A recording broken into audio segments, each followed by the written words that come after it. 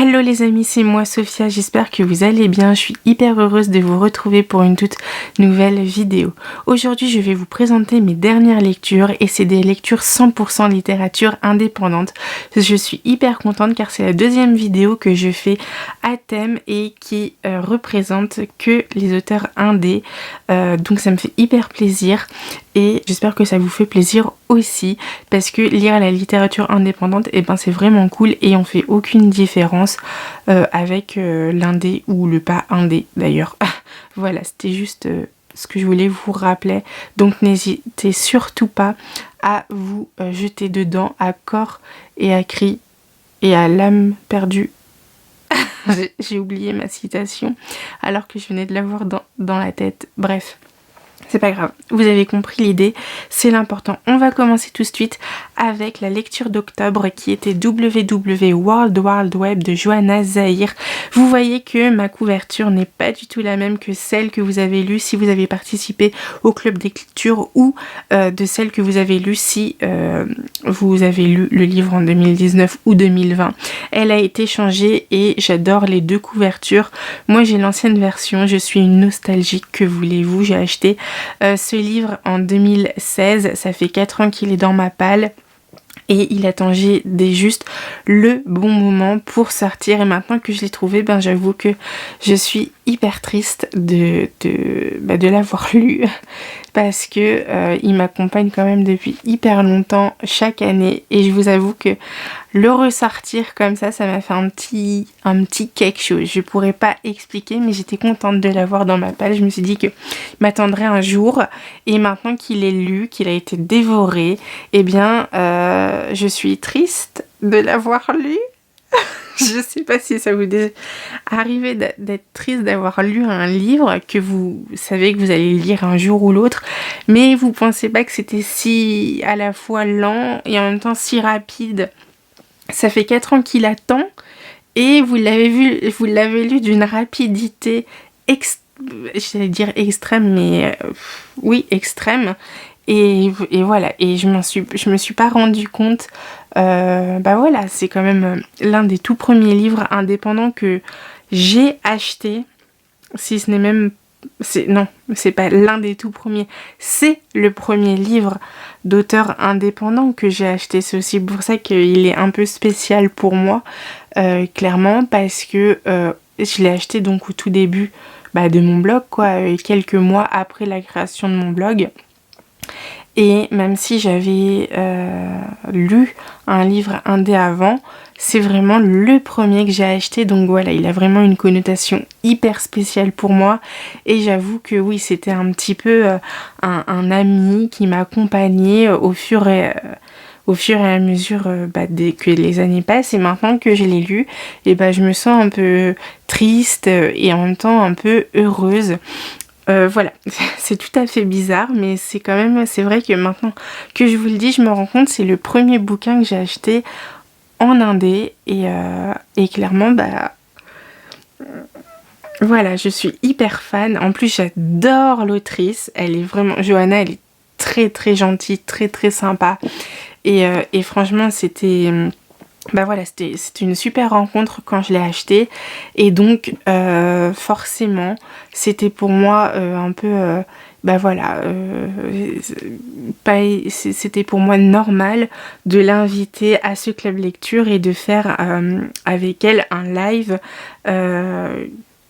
Quand cette vidéo sera postée, eh bien le live sera passé, donc j'en profite pour remercier toutes celles et tous ceux qui ont participé au live, toutes celles et tous ceux qui ont vu le live et toutes celles et tous ceux qui verront le live en replay.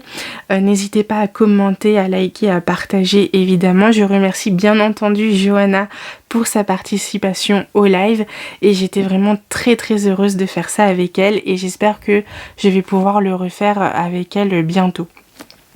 Donc concrètement, je ne pourrais pas vous résumer ce livre parce que j'ai déjà eu beaucoup de mal à me souvenir de ce que m'a dit Johanna au moment où je l'ai acheté et c'est vrai que je me suis laissée porter par par l'histoire et je sais juste concrètement que c'est une comment ça s'appelle, une dystopie science-fiction qui se passe à Paris en 2035 et voilà, et on a un peu, les humains sont un peu en guerre avec les humains qui veulent robotiser le monde, et pas créer des robots mais faire en sorte que les humains deviennent des robots. Voilà, c'est tout ce que je peux vous dire. J'ai très hâte de suivre le second tome parce que la fin clairement laisse à penser que Johanna va nous écrire un second tome et donc nous faire découvrir la suite de l'histoire parce que concrètement c'est pas possible de me laisser comme ça, même si je m'imagine la fin, même si je m'imagine ce qui peut se passer ensuite, j'ai peur de tomber à côté et moi je veux les vrais faits, quoi, les vraies choses, ce qui se passe vraiment. Donc voilà, j'ai très hâte de suivre les aventures de Rebecca, de Tyler et compagnie. Je voudrais savoir si finalement le monde a réussi à être robotisé ou pas. Sachant qu'on a une partie de la réponse dans le premier tome, évidemment, mais je ne vais pas vous spoiler, je ne suis pas comme ça. C'était un coup de cœur monumental, ce livre, et plus on avançait de l'histoire, plus les émotions, les situations montaient crescendo, et je suis arrivée à la fin du livre où je ne savais plus comment je m'appelais, je ne savais plus où j'étais, je ne savais plus dans quelle époque j'étais, si j'étais en 2020 ou en 2035. Franchement, je ne savais plus rien, et j'étais triste, mélancolique, énervée, contente, heureuse. Bref, voilà, j'étais chamboulée de ouf. Et clairement, je m'attendais pas à ça du tout. En même temps, ceci dit, je sais pas à quoi je m'attendais, mais c'est sûr que je m'attendais pas à une telle lecture si à la fois tranquille et en même temps hyper puissante, parce que c'est vrai que quand on commence les débuts, on se dit oui, oh bah c'est tranquille, ça va être sympa, voilà, on va pas ressentir quelque chose de fort, ça va être tranquille quoi. Et au final, bah pas du tout. Ça a commencé tranquillement et puis après c'est devenu de plus en plus puissant, intense. Et ça c'était vraiment très cool. J'ai adoré tous les personnages. Honnêtement, je ne saurais pas dire qui est le méchant de qui n'est pas méchant. J'ai l'impression que tout le monde est un peu vraiment dans le même bateau. Et à chaque situation peuvent être l'un méchant et l'autre gentil, donc je sais pas. C'était très bien, je me suis fait mener par le bout du nez comme personne parce que on faisait un peu une enquête aussi pour savoir qui était quoi. Enfin bref, je suis une mauvaise enquêtrice et là c'est prouvé et archi prouvé avec ce livre. Voilà, c'est tout ce que je pouvais vous en dire pour le moment. J'ai juste adoré. Je vous le conseille les yeux fermés et je remercie encore une fois tout le monde d'avoir participé à la lecture d'octobre et d'avoir participé au live. Merci beaucoup, ça m'a fait très plaisir et puis je vous dis à très bientôt pour le prochain live du coup. Le prochain live c'est donc le 28 novembre à 21h. Évidemment je vous mettrai tout ça sur les réseaux donc n'hésitez pas à me suivre. Voilà, on passe au dernier livre que j'ai lu et là c'est 3 livres d'Aurélie Château-Martin que j'ai lu sur liseuse. Alors on va commencer par c'est bizarre de dire ça parce que c'est Aurélie Château-Martin et dans l'ensemble je suis tout le temps à fond dans ce qu'elle me propose et j'adore concrètement toutes ces histoires même quand elle me brise le cœur plusieurs fois, mais là concrètement je vais commencer par celui que j'ai le moins aimé. Il s'appelle Mon beau-père, ma mère et moi, dans tout ça, je fais quoi? Voilà, on fait la rencontre de Benji qui est tombé fou amoureux de son beau-père et on va se rendre compte au fur et à mesure des pages que finalement c'est réciproque. C'est réciproque et donc son beau-père est avec sa mère et donc voilà, c'est une histoire qui se passe en été, qui se veut feel good, mais moi j'ai pas senti le côté feel good de l'histoire. J'ai aimé les personnages, alors j'ai beaucoup aimé Louise, parce que c'est vraiment une mère bienveillante et qui apprend des bonnes choses à son enfant. Mais concrètement, l'histoire en elle-même, elle m'a hyper stressée et j'étais pas sereine dans l'histoire. J'étais pas sereine parce que peut-être que de toute façon Aurélie, elle a pour habitude de me faire lire des choses qu'en temps normal je ne lirais pas. Et c'est pour ça aussi que je l'adore et c'est pour ça aussi que je suis mitigée, parce que même si, voilà, c'était pas un coup de cœur, hein, mais je suis vraiment mitigée, mais j'ai du mal à mettre des mots dessus, du pourquoi et du comment je suis mitigée de cette histoire, parce que, voilà, j'ai pas été conquise par...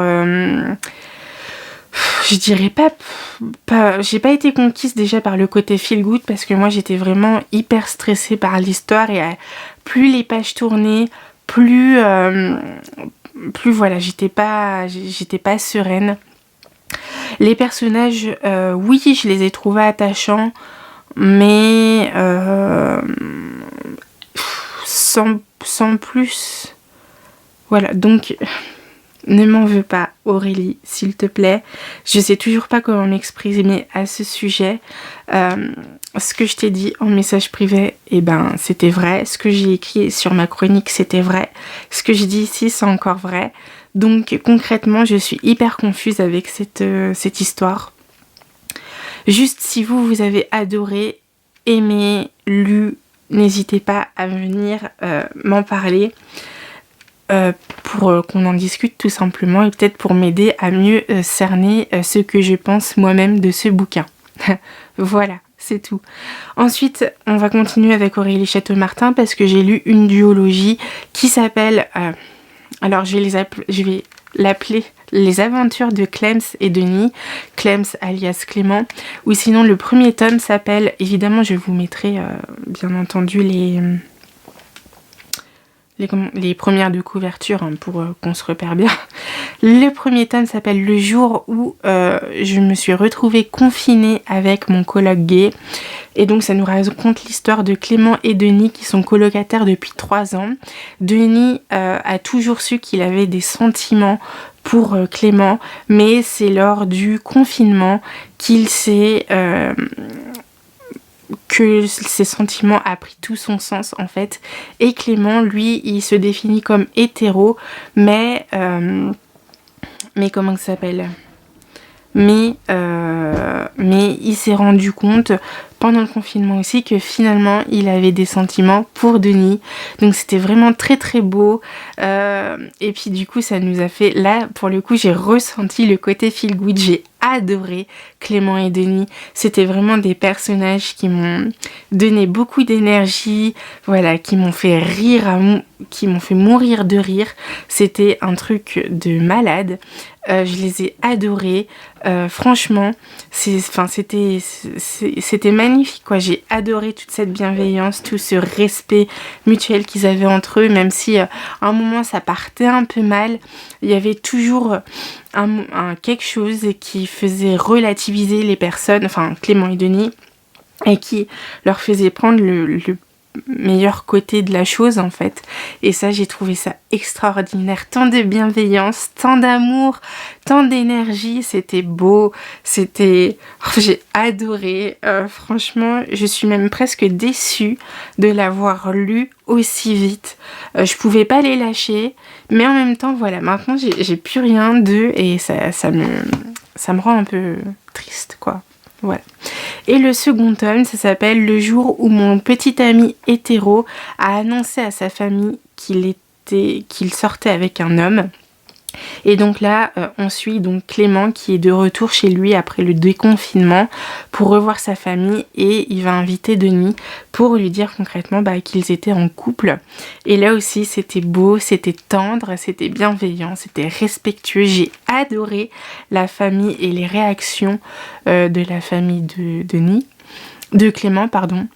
Et voilà, c'était beau, c'était tendre, c'était bienveillant, c'était des 2 personnages que j'ai juste adoré, et je remercie beaucoup Aurélie Château-Martin de m'avoir confié ces livres, parce que je les ai juste adorés. C'était vraiment de gros coups de cœur. Juste merci beaucoup Aurélie. Voilà, je vais finir là-dessus parce que concrètement je n'ai plus rien à vous dire.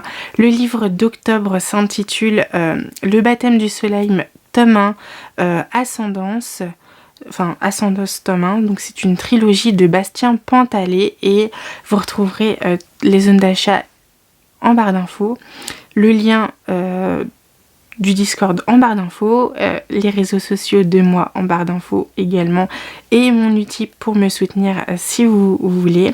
Je vous mettrai la première de couverture à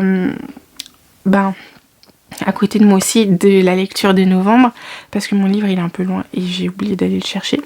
Voilà, pour continuer dans cette zone de littérature indépendante. Ça m'a fait hyper plaisir. N'hésitez pas à commenter, à partager cette vidéo. On se retrouve trop bientôt pour une toute nouvelle vidéo et je vous dis un très bon week-end, de très bonnes lectures et à bientôt. Bisous.